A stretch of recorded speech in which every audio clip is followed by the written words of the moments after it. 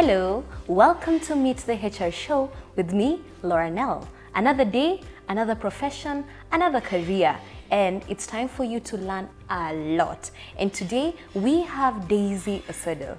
Welcome, Daisy. Thank you so much. Karibu sana. Asante. Finally, the interview has happened. I'm telling you, we've been, okay. Yeah. We are here anyway. We thank God.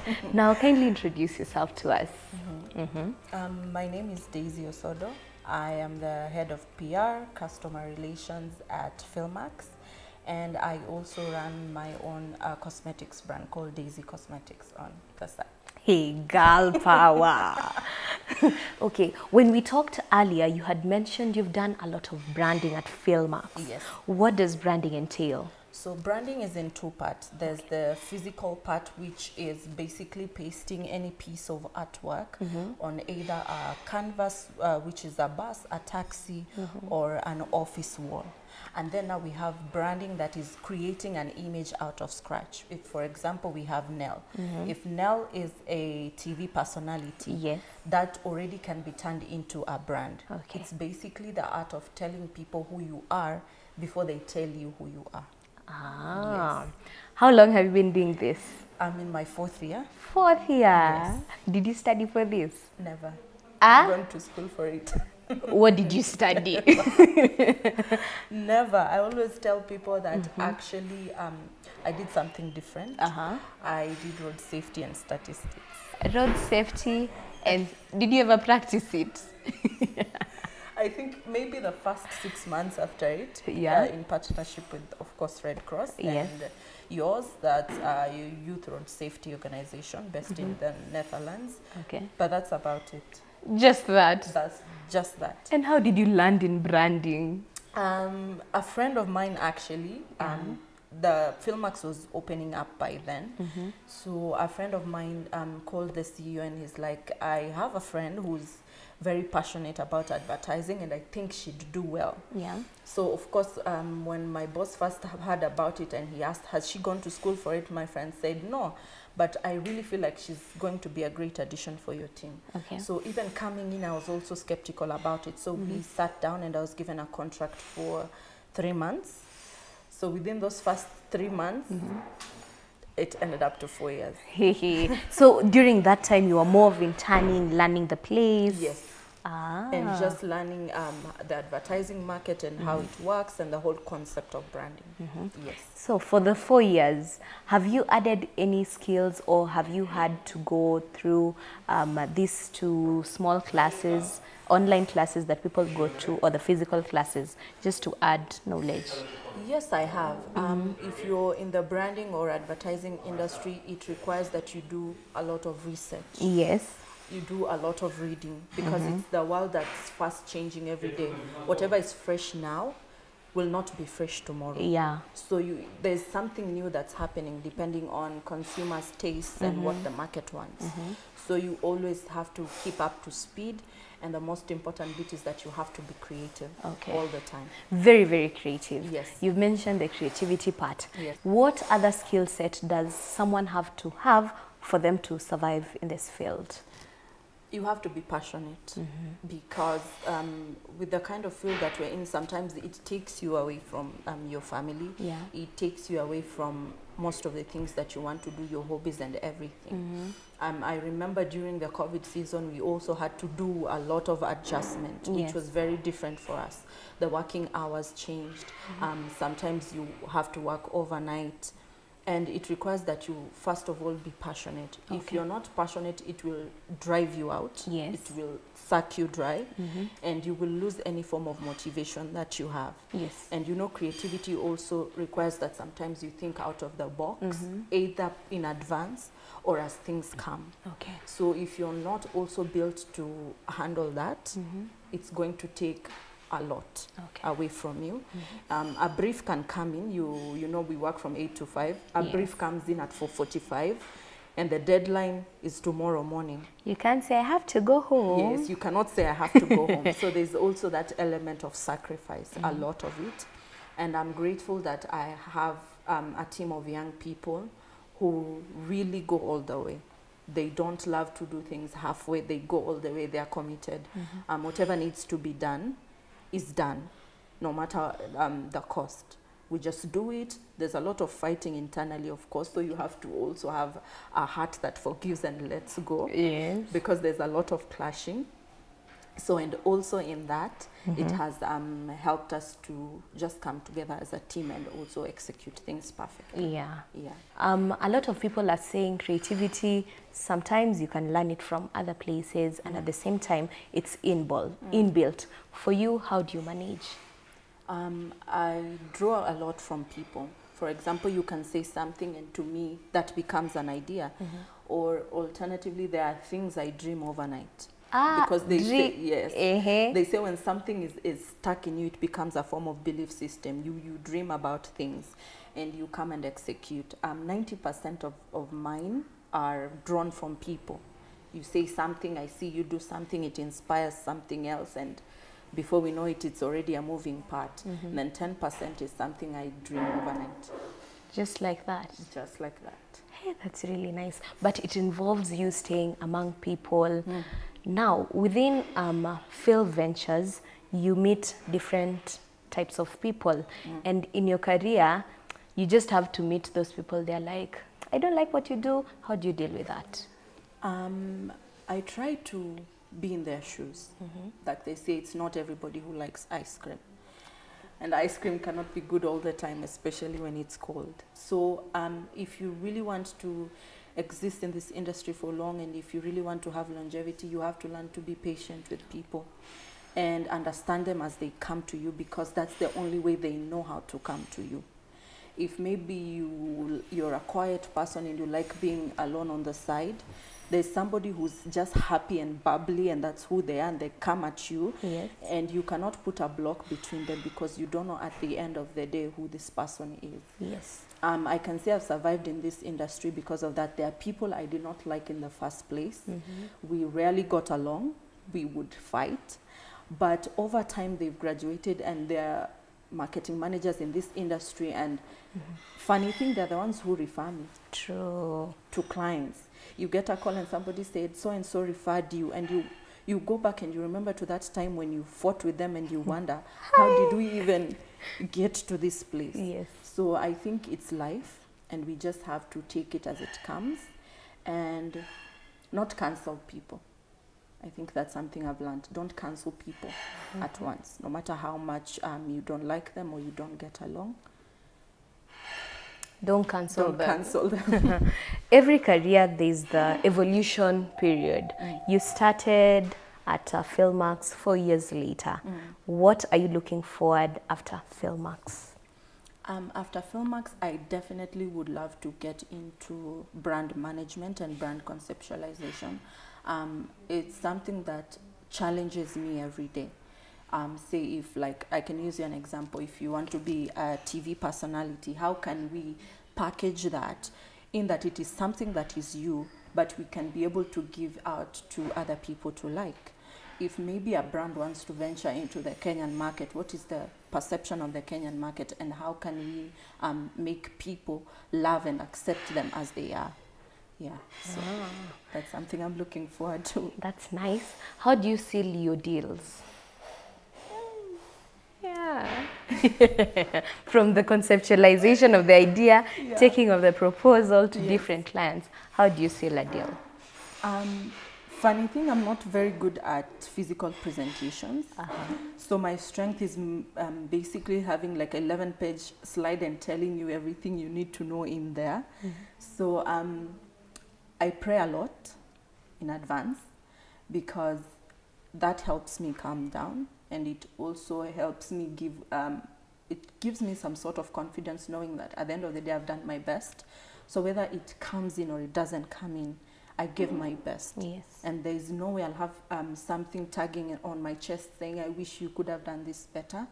So it also involves a lot of convincing. In our industry, there is a lot of competition. Yes. You could all be going for the same thing, but I try also to give value adds. At the end of the day, if it's a hair product, as much as we are giving you buses, taxis, or digital screens, how far can I go? What's that additional value add that I can give you to conceptualize or to help you create base in the Kenyan market? So I maximize on value adds. We have an amazing boss who helps us do what needs to be done to bring it home. Yes. And support is there. If maybe you have to go for training, we have those trainings. Yes. If you need a company car, maybe the drivers are not available, he drives you there. The boss himself. The boss himself, the CEO. True servant leadership. He drives you there. Yes. Sometimes he also helps us speech, because for me talking is a bit difficult. I can answer questions, of course. Yeah. But the whole concept of bringing it home, he helps us speech, which I think is more comfortable. So even when it doesn't come home, you know at the end of the day you both did your best. Yes. And there is no blame going to the office that you wish you'd done something better. Yeah. Someone is in a situation like yours, but now the boss isn't as supportive as they should be. Yeah. What would you tell them? I remember we once had a boss like that before. It's a true story. Yeah. And I remember I would call my mother all the time, and I'm like, "Mommy, this one I will punch. This one I will punch her. This one." But she And would it tell me, was a her. It was a her. I will. But then my mother always told me, "Do you at the end of the day? Do your best. Just do you." Yes, because don't look at the box that you're in. Even though somebody may not give you a business deal, they may offer you a job somewhere else. Okay. So it's not about where you are. At the end of the day, life is a journey. Yes. Where you are now is not where you will be 10 years to come. So you cannot burn that bridge simply because things are not happening where you are. Yes. So at the end of the day, do your best and go. So there are so many opportunities that I've gotten from clients. I remember I went to pitch for a TV station, and though they did not pick up the concept, but the client was like, "I really like you and how you are speaking and how you're presenting. There's this movie that they are doing. Hey. Would you like to feature in it?" Yes. And I said, "I've never been in a movie before," but she said, "I think you need to try." So that's how she got me into the movie. It's actually premiering. I can't talk much about it, but it's premiering next month. Very soon. Yes, very soon. And that's when I realized my mother's words. Don't burn the bridge because of where you are. Yeah. You never know where you're going and who's watching, most importantly. True. Who's watching. Because life is all about critical connections. I have you today. I have somebody else tomorrow. But come wherever the opportunity presents itself, somebody will always say, "I think I know someone. True. Can you feature this person? Can you do this with this person?"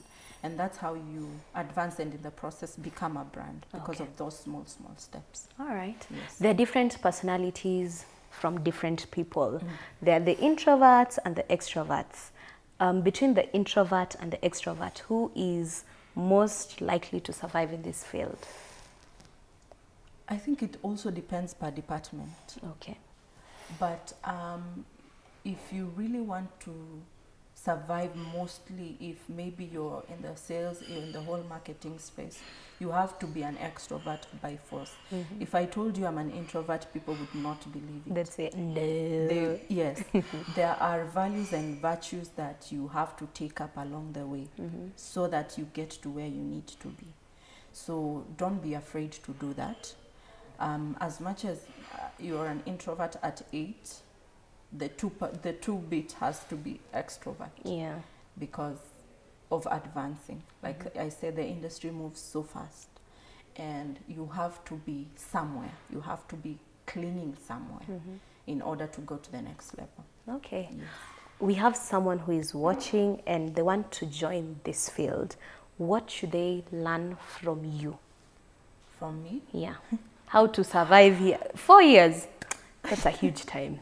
The first one, I'd say, don't be offended. Yeah. Offense will come on every level. You will go to offices and yes, you're pitching, but the person you're pitching to is expecting something different. they will be outright disrespectful because, again, we've been raised them in different environments. There are people who, in their cultures, don't believe that women should speak to men, or women are not allowed to be in the field that we are in. We're not supposed to be out there. And sometimes you go to pitch to them, they'll be blank with you. We can't give you this job because we don't believe in women. I had one episode of that. We were shooting for an ad, and the person specifically just said to my face, "We can't shoot with you, you're not a Muslim woman." What? Yes. So I just told him, I understand that this is maybe a product that you want specifically for that. And of course, it did pain me a little bit. Yeah. But I just said, again, at the end of the day, it's their house, it's their brand. That's what they want. And that's what they believe in. That's what they believe in. That's the target market they are going for. So don't be offended. It's okay. Number 2, forgive. Oh, forgive. Forgive your colleagues. Forgive your colleagues, because they will drive you mad. Somebody's supposed to come to work. There's work to be done. Yeah. But they switch off their phone. There are times I wished I would operate the machines myself, because the production is different. You wish you could carry that billboard, put it on the machine and print. And finish. You wish you could even do the branding on the cars yourself. But right now, in the 4 years we've evolved, everybody knows what needs to be done. And I'm grateful that now we don't do so much follow-up. But I would have given up in the initial stages, because we simply didn't blend or gel with them. But most importantly, I pray a lot, so that I don't go into places I'm not supposed to go into. I don't do things I'm not supposed to go into. I don't close and do deals that I'm not supposed to go into. For example, the NYS scandal. If you don't pray, you could easily land into something like that. Inside. Yes. And you realize at the end of the day, you're not there to be corrupt. You're just there to do your job. True. Do your job, finish, go home and spend time with your friends and family, whatever. But at the end of the day, you never know who's lacking and what's lacking. Just because you're a good person doesn't mean the next person is a good person. So I do pray a lot, so that it keeps me from trouble. Okay. Yes. What course goes inside with branding? With branding, of course, there's the business administration. There's marketing itself. I'm yet to see a course specifically on branding, but this is mostly done by entrepreneurs or people who have been in the agency business themselves, like myself. So I'd say marketing, I'd say branding. But it's not per se as per course, because you can also do in the film industry or be a creative or a graphics designer. That still means you're in the creating space, you're in the branding space. So basically, I wish there was a course on entrepreneurship specifically, but I can tell you this industry will only teach you by experience. Okay. You bring any skill that you have, put it in a pot, and whatever comes out, comes out. Yeah. Daisy, 4 years. You started as what? I'd just like to know your journey from the first till now, for the last 4 years. How have you evolved? I started as a simple business exec, like I said, for 3 months. And in that process was just learning the whole concept of branding. I had just come from Naivasha, so I did not know Nairobi at all. So Naivasha was home? Naivasha was home. Now this is a new land. New field, new turf. Learning the whole Nairobi experience, learning the demographics of people, what kind of people live along Jogoo Road, what kind of people live along Wayaki Way, where are most salons, where are most supermarkets. The demographics help us in knowing who to put where. If it's maybe a washing powder, which is the best way, if it's for 10 shillings, which is the best route to categorize. So that's what I was learning between those 3 months. Business demographics and the whole concept of business and branding. So from then on, around last year when COVID came in, I was still doing the whole business development and everything and brand management. So when COVID came last year, so they decided to change, because when I came in, I was not, of course I was doing my job, Yes. but like a creative, I want to touch everything. At least I to want to get touch a the feel of website, everything. I want to touch the social media, I want to touch the creative conceptualization of the artworks per brand. So from then on, that's when my boss decided, I think this department is a little bit small for you now, Yes. considering what you've done. Can we put you somewhere else? So it was also not supposed to be a permanent thing. They was just trying to experiment until they found someone. But now, beginning of this year, I said, I don't think there's anybody perfect for this particular job. So as much as now I'm in customer relations and handling complaints of customers as they are coming in, and basically handling our brand perception on social media and everything, Yes. I'm always involved in the creative bit. If work comes in, it's a washing powder and they need us to make artworks from scratch, I am there. Well, ready for that Yes, work. let's put this here, here, here, because that's also a part of me. I like Yes. to touch everything. At least. Yes. There's someone who is at home and they feel like they're in branding, but their career is stalling. Have you felt that way? Always. The feeling is always there. Every day. There's literally no day you'll wake up feeling perfect, unless maybe the client says, I feel like this is perfect. Yeah. But given that you're in the branding and in the creative industry, your insecurity is your biggest strength. That way you're not confident about what you do. So when the client says you don't like it, you have the heart to go back and do it again 20 times. Yes. So sometimes you may wake up and feel this idea is incredible and the client is like, this is the most stupid idea you've ever Oh had. my goodness. Of all the things I expected, not this one. And you haven't slept? Yes, and you haven't slept and there are briefs and you paid people here and there. Yes. Sometimes you will wake up and think this is the dumbest idea I've ever had, and that's the one they They take and run. embrace. Yes, take and run with it. So it's just taking every day as it comes. Yes. Pressure. How do you deal with that?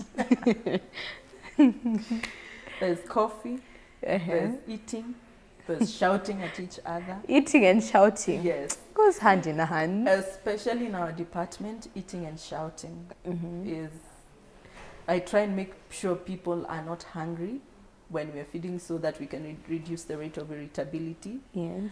And yes, eating helps. Eating helps. Yes. But then also if they overeat, they don't think. So there's that quintessential you balance. Have to balance. You balance. But I'm grateful for colleagues who allow me to be myself. They know if I come at you and I feel like yelling, or if I say something, they know automatically where it has come from. You know, when somebody knows you so well. Yes. So that's where we are. I know when my colleagues are tired. I know when they are feeling pressured or where they're feeling too much. And the kind of environment that our boss has allowed is that you can speak your mind. Okay. And I am eternally grateful for that at Filmax. I am always a person who does not keep grudges. So if he's doing something I don't like, I tell him. So there's that open space. There's that open space that I'm grateful for. So there are times you'll come to the office and you'll find us in a heated exchange. But at the end of the day, we don't go home mad at each other. We know that this is the industry that we have been called to, or the industry chose us, not the other way around. Yes. So we do what needs to be done. Yes. That's really nice. Yeah. So whoever is at home, they should be ready. It's not a walk in the park. No career is that smooth. Briefs come in at 4:45. There are days we've had to pull 2-day shifts without sleeping, but then get the week off, doing what needs to be done. Yeah. Hey, which is the biggest project you've worked on and you're like, good work, Daisy? I would say Safaricom. There was a time a brief came in at 4:45 and they had done 20 buses and they wanted to pay fare for people. And we had Njogush go on the bus. So that one was my favorite. We also have the one that that was very important to me, was the Dabur one. Okay. There was the hair and the toothpaste.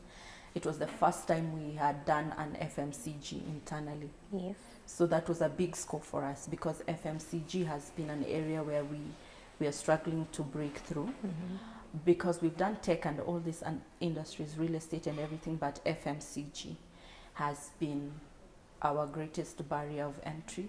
But so when we scored that for me, that was it. That was my pride and joy. Wow. Yes. There are a lot of ups and downs in Always.